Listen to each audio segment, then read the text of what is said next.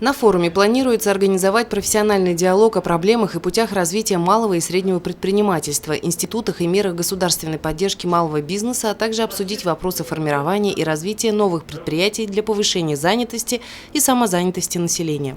Ожидается, что в работе предпринимательского форума «Зауралье-2016» примут участие порядка 250 делегатов, в их числе представители федеральных и региональных органов власти, институтов поддержки и развития малого бизнеса, ведущих российских бизнес-структур и общественных организаций. Поэтому неудивительно, что наш город должен встречать гостей на высоком уровне. Это в первую очередь внешний облик Сибая, благоустроенные улицы, отремонтированные фасады, чистые дворы. Сегодня основное требование к организациям, учреждениям и в целом жителям, чтобы каждый внес свою лепту в благоустройство. С докладами о проделанной работе выступили заместители главы администрации и представители жилищно-коммунального хозяйства. Некоторым руководителям были сделаны серьезные замечания. На данный момент проведены следующие мероприятия.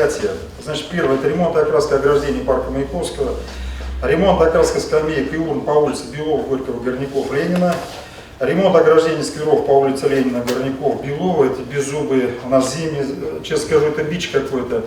За последние 3 года проблема с изгородью катастрофическая. Ежегодно администрация на ремонт данных изгородей выделяется порядка 100-120 тысяч. Представляете? Просто, я не знаю, либо у нас ездят так. Что еще нужно сделать, чтобы у нас изгороди не разбивали?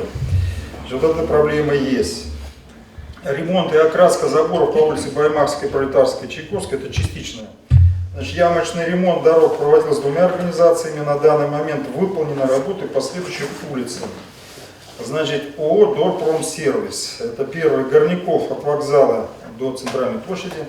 Индустриальное шоссе от Белова до ТЭЦ, Булякова, Белова, от Димитрова до Горнякова, Горького, Матросова частично, Нуриманова, Горная, от Нуриманова до Баймакской, Баймакская, Зеларское шоссе от Нуриманова до Восточное шоссе. Рабочее совещание завершилось приятным моментом. В связи с 65-летием и многолетней добросовестной работой председатель Совета городского округа, заместитель главного врача Центральной городской больницы Юрий Иванович Лысенко награжден почетной грамотой администрации городского округа и нагрудным знаком. Алина Полянская, Айгуль Хамитова, Радмир Исенгулов, Гульгина Раскильдина, телекомпания СТВ.